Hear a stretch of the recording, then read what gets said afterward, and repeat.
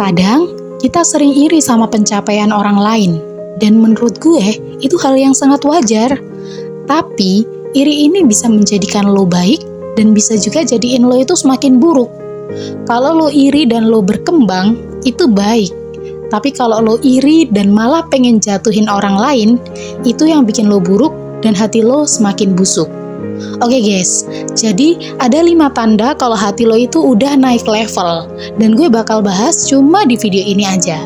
So, yang pertama, kebahagiaan orang lain gak bikin kamu minder, tapi justru kamu ikutan happy, ikutan senang. Kayak yang gue bilang tadi di awal video ya, iri boleh, tapi lo harus jadiin iri itu buat lo berkembang. Oke, next, yang kedua, lo gak sibuk balas dendam, tapi fokus ningkatin diri sendiri. Prinsip gue adalah, gue gak tahu urusan orang lain, dan gue gak mau tahu.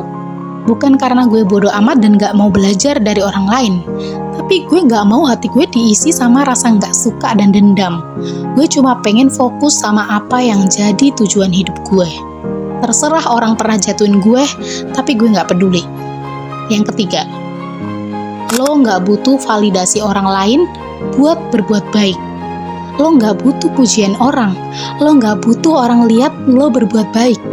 Lo itu benar-benar ikhlas berbuat baik untuk orang lain. Fix, hati lo itu benar-benar bersih sih kalau kayak gitu. Dan yang keempat, lo gak jatuhin orang lain cuma biar kelihatan lo yang lebih tinggi. Kita semua tahu kan, untuk bisa bersinar, kita tidak perlu meredupkan lampu orang lain. Kita tidak perlu meredupkan cahaya orang lain. Tapi, kita bisa bersinar di atas cahaya kita sendiri. Yang terakhir nih, yang kelima.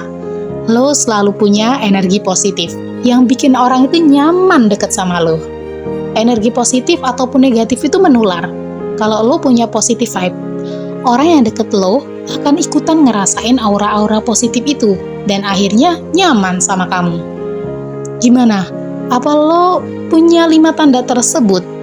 Kalau lo belum punya, gak masalah sama sekali. Semua butuh proses. Dan yuk belajar bareng dengan cara subscribe channel ini ya. Jangan lupa upgrade diri 1% setiap harinya. Semoga bermanfaat and see you!